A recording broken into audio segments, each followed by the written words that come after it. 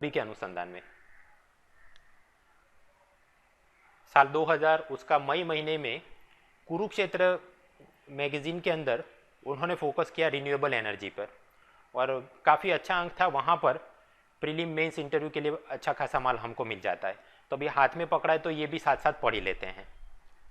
जब भी आप अब से हम लोग जब भी रिन्यूएबल एनर्जी की आप बात करो तो इस प्रकार से याद रखना, सोलर, उससे कम विंड, उससे कम बायोमास, उससे कम स्मॉल हाइड्रो, क्योंकि हमने आईएनडीसी में जो कस्में खाई हैं वो इस प्रकार से डिसेंडिंग में चल रहा है। अभी एक एक करके देख लेते हैं।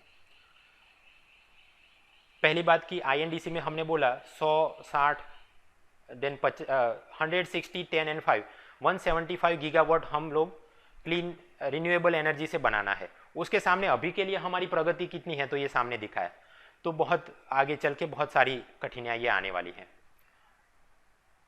कुछ कुछ अपॉर्चुनिटीज़, जैसे कि 100 गीगावाट हमने सोलर एनर्जी बनानी है तो सरकारी स्कूल, प्राइमरी हेल्थ केयर वहाँ पर ही प्लांट फिट कर दे तो 6% तो वहाँ से टारगेट हो जाए, ऐसा अच्छा अच्छा आप सोच सकते हैं।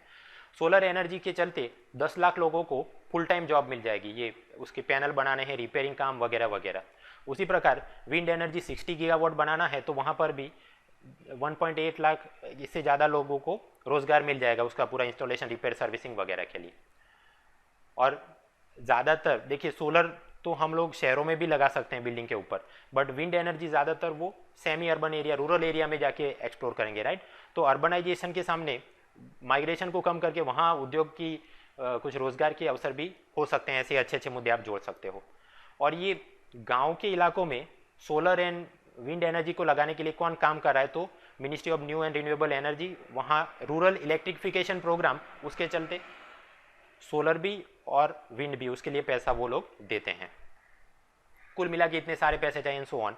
मुख्य परीक्षा के लिए फॉर्डर पॉइंट से आराम से आप सोचना, मंथन करना। प्रीलिम के लिए काम की चीज़ क्या, सबसे पहले सोलर पे फोकस करना है, तो इंटरनेशनल सोलर अलायंस, ये जब दिसंबर 2015 में पेरिस समिट हो रही थी उसके साइड लाइन में चलो ये भी कर लेते हैं, ऐसा बोल के 121 देश साथ में आ गए। ये ऐसे देश हैं जिनकी ज़मीन कैप्रिकॉन और कैंसर, मतलब कर्कवृत और मकरवृत के बीच में फुल्ली या पार्शियली इनकी ज़मीन है। एमसीक्यू के लिए खास याद रखना, फुल्ली भी चले तो भी उत्तम और पार्शियली भी हो तो भी उत्तम, बशर्त कि आपके देश में 300 या उससे ज़्यादा दिनों तक यू आर रिसीविंग सनलाइट। ऐसे ये 121 कंट्रीज़ और ये मिल के फंडिंग, फाइनेंस, R&D सब अच्छा अच्छा करेंगे। 2030 तक ये 3 ट्रिलियन डॉलर तक का पैसा लाना है। अपने प्रीलिम के लिए इतने आंकड़े भी काम के नहीं, ये काम का है कि भारत अगले 5 वर्षों के लिए इसका सचिवालय, सेक्रेटेरिएट गुड़गांव के अंदर होस्ट करेगा, और ये लागू करने के लिए 100 करोड़ हमने अपनी तरफ से कंट्रीब्यूट किए हैं। इसके अलावा क्या, सोलर एनर्जी में सबसे बड़ी चीज़ होती है Jawaharlal Nehru national solar mission, वहाँ पर ग्रिड कनेक्टेड, उसके लिए पैसा मिलता है, हाँ, और ये निगम बनाया गया है। ऑफ ग्रिड के लिए मिलता है, हाँ, उसके लिए भी मिलता है। सोलर कलेक्टर, इवन कि वाटर हीटर है, फिर सोलर कुकर है, सोलर रेफ्रिजरेटर, इसके लिए पैसा देते हैं, हाँ, उसके लिए भी पैसा देते हैं। 3 फेज़ में काम करना है, 2010 से 13, फिर दूसरा फेज़ 2013 से 17 जो अभी हम लोग हैं, और तीसरा फेज़ 2017 से लेके 22। हमारा प्रोजेक्शन था कि 20 गीगावाट सोलर एनर्जी कुल मिला के बनानी है, बट मोदी जी आने के बाद कि यहाँ से ही हम तो 100 गीगावाट बना देंगे, ऐसा उन्होंने एम्बिशियस टारगेट रखा है। और एक चीज़ चलती है सोलर सिटी, ये कौन लागू करता है, ministry of new and renewable energy, ठीक। यहाँ उद्देश्य क्या है, कोई भी सिटी के अंदर जितना भी कन्वेंशनल थर्मल वगैरह एनर्जी यूज़ हो रहा है उससे उसका 10% अब कमी करना है इन द नेक्स्ट 5 ईयर्स। इसके लिए आप अपनी जो भी अर्बन लोकल बॉडी है, कॉरपोरेशन है, वो अपना पूरा ड्राफ्ट डॉक्यूमेंट बना के भेजेंगे कि हम इस प्रकार से ये करेंगे, ये करेंगे, ये करेंगे। वहाँ से फिर मनरे वाले अप्रूव करके अप टू 50 लाख रुपए हर एक सिटी को देते हैं, 50 से ज़्यादा सिटी को अप्रूव किया गया, एंड सो ऑन, ये चल रहा है। मुख्य परीक्षा जनरल स्टडीज पेपर 3, वहाँ पर आपको पता होगा एक मुद्दा है, achievement of Indians in science technology, indigenisation of technology, developing new technology and like that. तो ये कुरुक्षेत्र के अंदर कुछ फॉर्डर पॉइंट्स चल रहे थे, ये वो भी देख लेते हैं। ये महाराष्ट्र के प्रोफेसर अशोक चांडक हैं, सोलर एनर्जी पे बहुत काम किया है। पहले उन्होंने SK30 बोल के इस प्रकार का ये केबल टीवी जैसा उसकी सैटेलाइट डिश होती है, ऐसा उन्होंने सोलर कुकर बनाया। बड़े स्केल पे इससे होटल है, कैंटीन है, आर्मी मेस, ढेर सारा खाना पका सकते हैं। बट इधर उनको खामी लगी कि एक तो ये राउंड डिश है तो ट्रांसपोर्ट में मुश्किल और असेंबली में मुश्किल, तो फिर वो एक नई चीज़ लेके आए जिसको बोला प्रिंस 40। ये आप देखिए एक प्रकार, आपको यहाँ आराम से देखेंगे तो नीचे पहिए है, मतलब यहाँ वहाँ घुमा सकते हैं। ये जो पूरा उन्होंने बनाया है शेप, वो उसमें से अलग अलग आईने आप निकाल के पूरा आराम से नॉकडाउन किट है, खुद जाके कहीं पे ट्रांसपोर्ट और असेंबली कर सकते हो।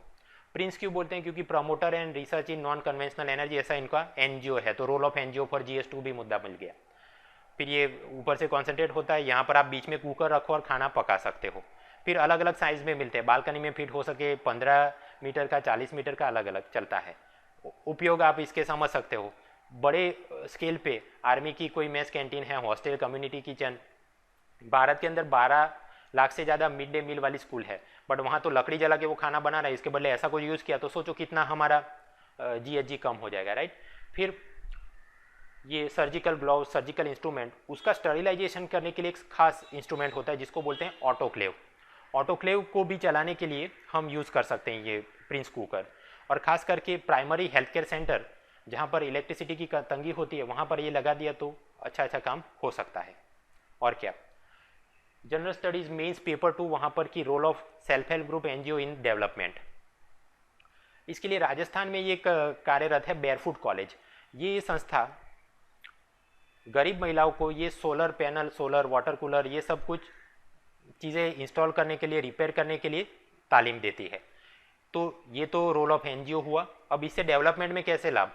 तो सस्टेनेबल डेवलपमेंट के ये वाले गोल आराम से कंप्लीट हो जाते हैं कि गरीबी गई, जेंडर इनइक्वालिटी कम हुई, ये करके।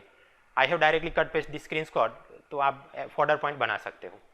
सोलर एनर्जी की मदद से हम लोग क्या क्या काम कर सकते हैं? ड्रायर चला सकते हैं, मिल्किंग मशीन, इलेक्ट्रिकल फैंसीज, ताकि जानवर आपके बाड़े में ना घुस के आएँ, रिक्शा चला सकते हैं, ये वो फॉर्डर पॉइंट से निबंध में, इंटरव्यू में आप कोट कर सकते हो। तो सोलर अपना खत्म। विंड पे आते हैं। विंड टर्बाइन 2 प्रकार के होते हैं, एक तो स्टॉल रेगुलेटेड जहाँ पर रोटर ब्लेड फिक्स होता है, second is called pitch regulated, जहाँ जैसे जैसे पवन की रुख बदलता है वो अपना एंगल बदल लेता है। प्रीलिम के लिए अगर कुछ पूछना हो तो विंड एनर्जी का नेगेटिव्स, एक तो कि बहुत सारे ऐसे पंखे घूम रहे तो पंछी को जजमेंट नहीं आता, दे गेट स्टक डाउन, तो बर्ड किलिंग। इससे बहुत ज़्यादा आवाज़ तो नॉइस पॉल्यूशन होता है। विंड टर्बाइन जहाँ बहुत सारे लगाए हो तो वहाँ टीवी सिग्नल रिसेप्शन में भी दिक्कत आती है। ऐसा क्यों क्या होता है, आप you can do Google, but ऐसा बस अभी रट्टा मार लेना कि ये विंड एनर्जी के ये नेगेटिव पॉइंट्स हैं। एक तो अपने को अच्छा खासा विंड चाहिए, तो वो कोस्टल एरिया में, वेस्टर्न कुछ खास जगहों पे, गुजरात देख लो, तमिलनाडु, वहीं पर उपलब्ध है। पूरा दिन कोई एक समान गति से विंड चलता नहीं, तो बीच में अगर ये टरबाइन बंद हो गया तो आपने कोई डीजल जनरेटर या ऐसा कुछ LED बैटरी लेके रखनी पड़ती है। वोल्टेज फ्लक्चुएशन आता है, इस कारण से ग्रिड के साथ आप इसको कनेक्ट नहीं कर सकते। ग्रिड कनेक्शन मतलब कि अपना फॉर एग्जांपल ये टॉरेंट पावर है, वो थर्मल इलेक्ट्रिसिटी जनरेट करके अहमदाबाद, गांधीनगर में उसने पूरा जो नेटवर्क बिछा है, उसके साथ इसको आप जोड़ना जरा मुश्किल हो जाता है, क्योंकि वोल्टेज फ्लक्चुएट होते रहता है। हमने ये भी देखा कि इलेक्ट्रिसिटी एक्ट 2003 के अंतर्गत renewable purchase obligation, right, but वो चीज़ से कंपनी वाले किसानों से विंड एनर्जी खरीद नहीं रहे हैं, तो वो पूरी चीज़ मोटिवेशन नहीं आ रहा है। आगे बात, यहाँ पर भी बहुत बड़े 500 किलोवाट से ज़्यादा के टरबाइन बनाने हो तो भारत में मेक इन इंडिया हो नहीं रहा है, बाहर से हमने आयात करने पड़ता है। इसकी ब्लेड खराब हो जाती है, शहरों से आदमी बुलाना पड़ता है, बहुत टाइम समय जाता है। एंड मेन क्रिटिसिज्म इज की wind energy is not helping rurbanization. Rurbanization मतलब गांव के अंदर ही शहरों जैसी सुविधा, रोजगार के अवसर मिले और माइग्रेशन कम हो, ऐसा नहीं हो रहा है। बिकॉज विंड एनर्जी में कंपनी वाले ये करते हैं कि किसान को बोलते हैं तुम्हारा खेत पूरा दे दो या उसमें से कुछ जमीन हमको लीज पे दे दो, हम अपना प्लांट लगाएंगे, बट उसके आगे किसान को वहां पर कोई काम वो देते नहीं कि रिपेयर करना है, चालू बंद XYZ, वो पूरा मतलब कि शहरों से उनका टेक्नीशियन आके आते जाते करते रहता है। So it is not creating jobs और रूरबनाइजेशन में मदद नहीं कर रहा है। खैर, फिर भी सरकार चिंतित है। और रिन्यूएबल एनर्जी के लिए फिजिकल पॉलिसी में क्या क्या किया जाता है? सोलर विंड सबका मिलजुल के आपको बोल बच्चन करना हो, एक तो ऐसा जो भी हो वहाँ पर टैक्स में एक्सेलरेटेड डेप्रिसिएशन देते हैं। उसका स्पेयर पार्ट विदेश से आयात करना हो तो कस्टम ड्यूटी में माफ़ी मिलती है। और जनरेशन आप जितना ज़्यादा करोगे उस हिसाब से एडिशनल आपको फिजिकल इंसेंटिव दिए जाते हैं। RBI भी अपनी मॉनेटरी पॉलिसी में इसके लिए चिंतित है। तो क्वालिटेटिव जो टूल्स रहते हैं उसमें एक है प्रायोरिटी सेक्टर लैंडिंग, वहाँ पर कि भाई अगर शेड्यूल कमर्शियल बैंक वाले रिन्यूएबल एनर्जी वाली कंपनियों को कुछ पैसा देंगे लोन में, तो वो भी हम लोग PSL में गिन लेंगे। BS 161 उसका 9th पार्ट में आप ये चीज़ देख लेना। और क्या चल रहा है? 2015 में सरकार लेके आई ऑफशोर विंड एनर्जी पॉलिसी। बोल बच्चन आप समझे, टैक्स में माफ़ी मिलेगी, HRD रिसर्च डेवलपमेंट करेंगे, XYZ थिंग। प्रीलिम के लिए याद इतना रखना है कि ऑफशोर विंड एनर्जी पॉलिसी मतलब ज़मीन पे तो लगा है, बट हम लोग आगे चल के समंदर में भी ऐसा कुछ लगा सकते हैं क्या? तो अप टू विद इन मतलब 200 nautical miles of exclusive economic zone EEZ, वहाँ पर जाके भी विंड एनर्जी को हमने एक्सप्लॉइट करना है, ऐसा इस पॉलिसी का उद्देश्य है। तो विंड एनर्जी भी खत्म। अभी आते हैं बायोमास पर।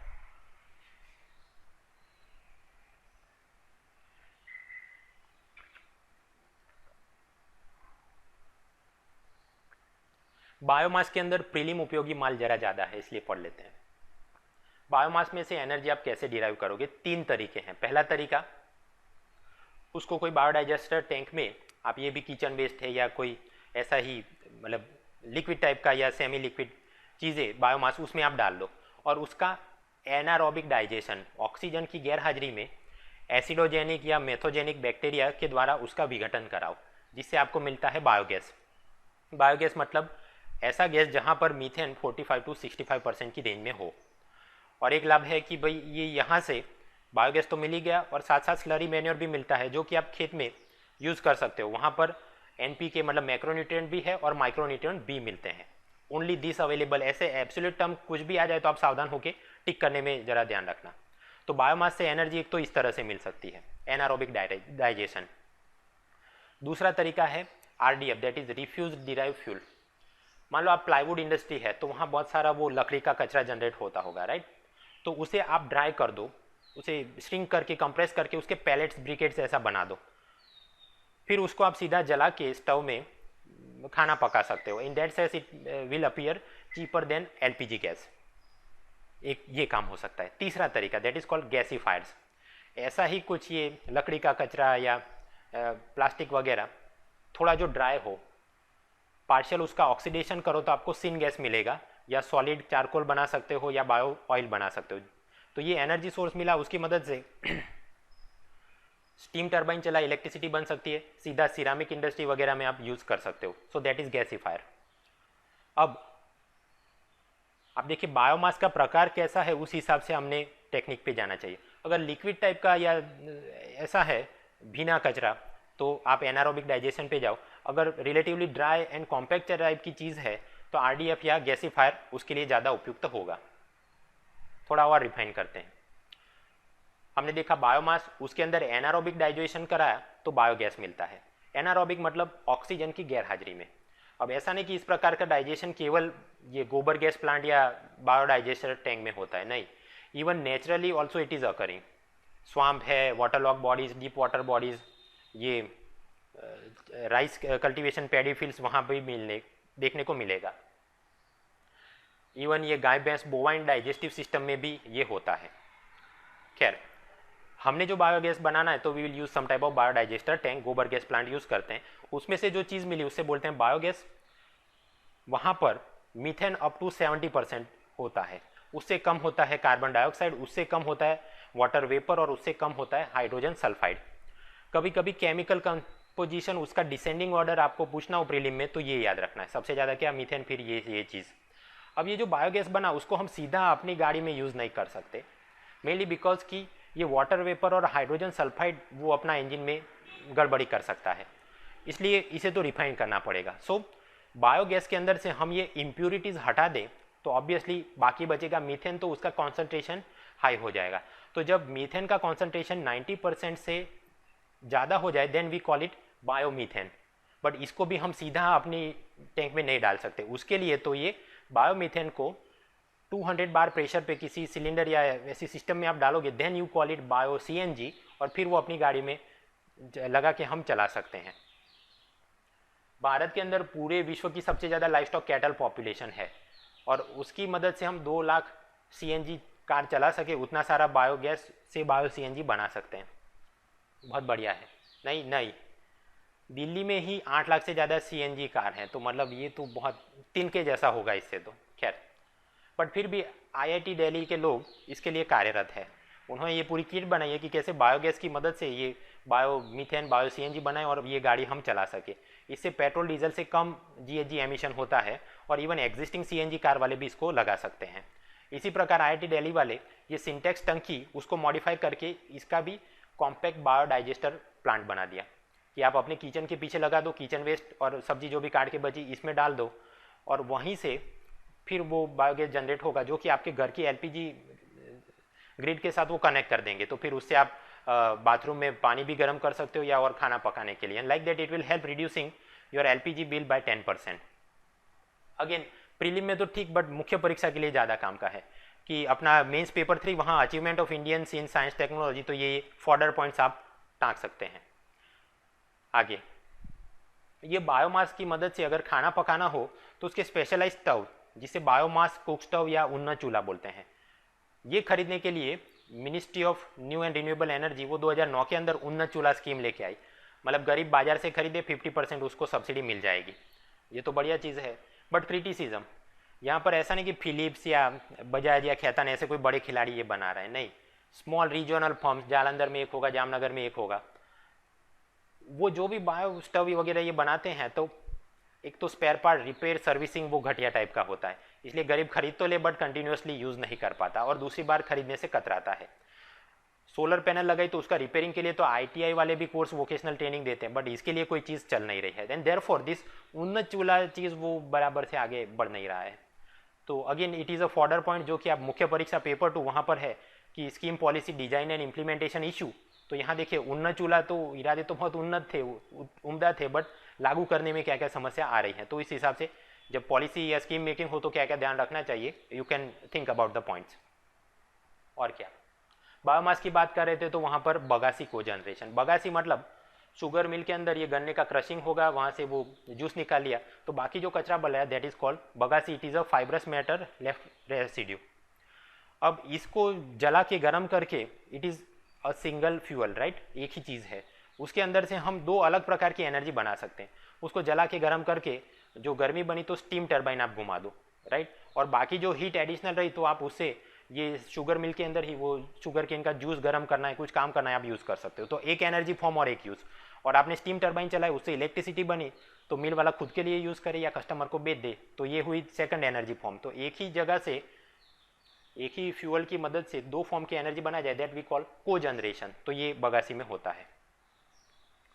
इन सब के अनुसंधान में यही कुरुक्षेत्र 2016 का अंक, वहाँ से मैंने एक प्रश्न बनाया है। अजर्शन बायोमास बेस्ड फ्यूल उनको हम जलाते हैं, यूज़ करते हैं तो पर्यावरण के अंदर कार्बन डाइऑक्साइड ऐड नहीं होता है, पहला वाक्य। And reason because biomass absorb the same amount of carbon in growing as it releases in the when consume as fuel. इसके चलते हम ये बोलते हैं कि it is not adding CO2 in the atmosphere. Assertion reasoning आपको पता होगा उसके कोर्स, तो सोचिए क्या जवाब होगा।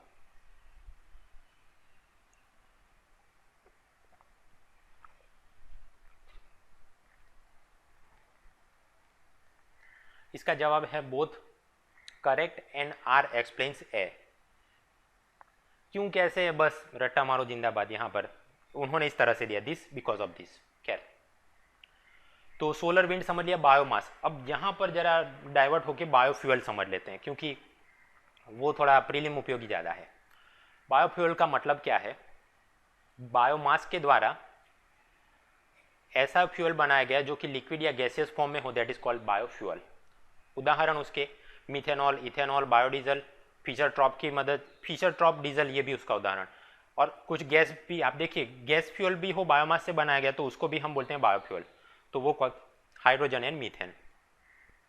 बायोमास की मदद से बायोफ्यूल बनाते हैं। तो जो सोर्स है उस हिसाब से उसका क्लासिफिकेशन होता है। फर्स्ट जनरेशन मतलब शुगर, स्टार्च हो, इस प्रकार के खाद्यान्न वाले एडिबल क्रॉप्स, उसे यूज करके बनाया गया हो ऐसा बायोफ्यूल। यहाँ पर ये rapeseed oil, sunflower oil, soybean, palm oil, इनकी मदद से कुछ बनाए जाते थे पहले। बट इसका नेगेटिव पॉइंट कि अगर आप ये सोयाबीन, पाम ऑयल ये खाने की जगह इसका गाड़ी घुमाने का अगर फ्यूल बना रहे हो तो it will lead to negative food security, ये खराब है।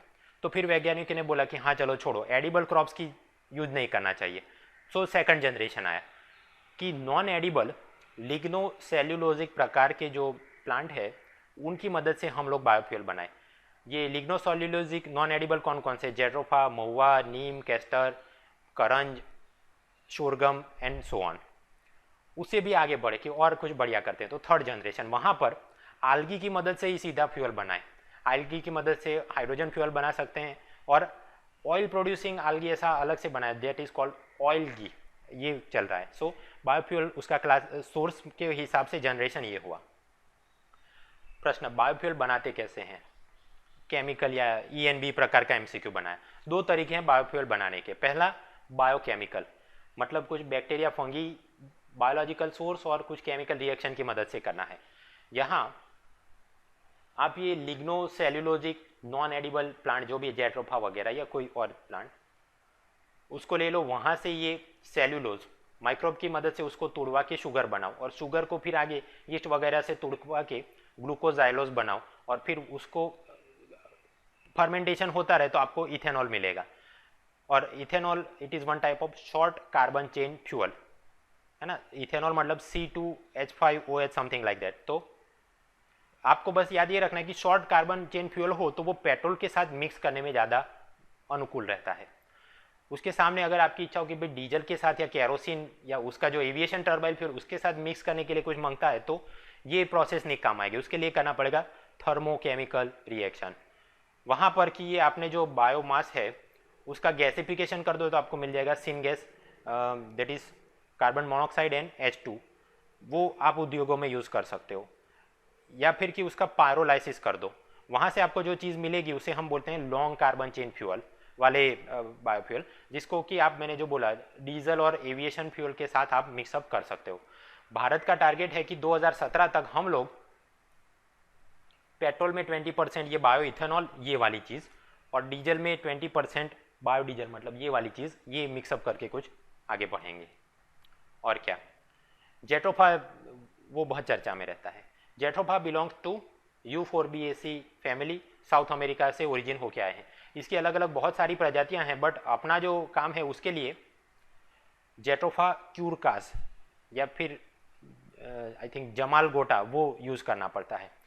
उसका सिद्धांत ये है, ये जेट्रोफा और सामने मिथेनॉल कैटालिस्ट, उन दोनों का मिक्सअप करो, that is process is called transesterification, catalyst high temperature वगैरह वगैरह। उससे जो प्रक्रिया के अंत में मिलेगा, एक मिलेगा आपको बायोडीजल और साथ में होगा ग्लिसरीन। बायोडीजल आप फिर रियल डीजल के साथ ब्लेंडिंग कर सकते हो, रेलवे वाले ये करते हैं। और ये जो ग्लिसरीन मिला उसे आपने निकाल के अलग करना होगा। दो कारण हैं, एक कि अगर वो साथ में रहा तो इंजन खराब कर देगा, और अलग कर दिया तो फूड कॉस्मेटिक इंडस्ट्री में आप यूज़ कर सकते हो। Okay, so solar wind biomass is over. अब लास्ट मुद्दा अपना स्मॉल हाइड्रो प्लांट्स। एक तो ईयरबुक प्रकार का प्रश्न कि हाइड्रो प्लांट्स वहाँ से जो हाइड्रो इलेक्ट्रिसिटी बनती है वो कौन मंत्रालय जिम्मेदार है? कैपेसिटी के हिसाब से क्लासिफिकेशन होता है micro, mini, small and large.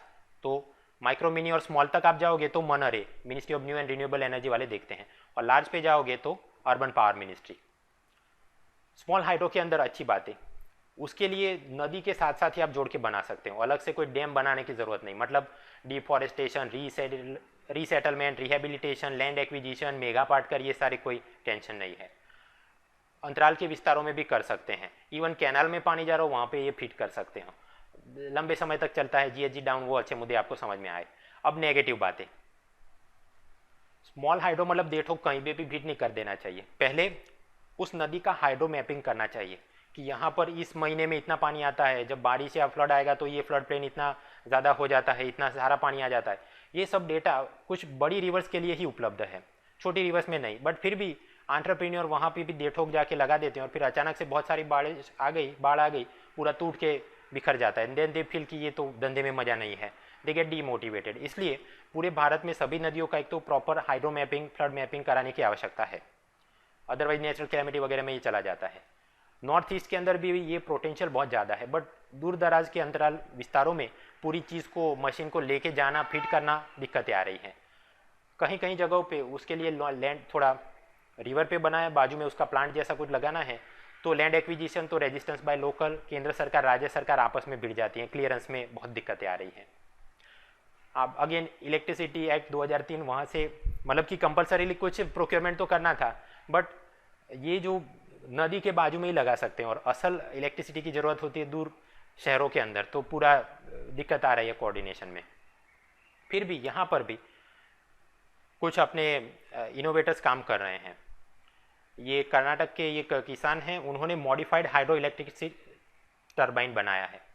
देखिए एज सच हाइड्रो इलेक्ट्रिसिटी वगैरह में I think DC power generate होता है, बट यहाँ ये सीधा एसी पावर जनरेट हो जाए ऐसा इन्होंने सिस्टम बनाया है, और बहुत कम मेंटेनेंस, बहुत कम noise pollution and so on अच्छे मुद्दे हैं। Again it is one type of fodder points. अपना मुख्य परीक्षा पेपर 3 वहाँ पर आप कुछ कोट कर सकते हो, achievement of Indians in science technology, indigenisation of technology like that.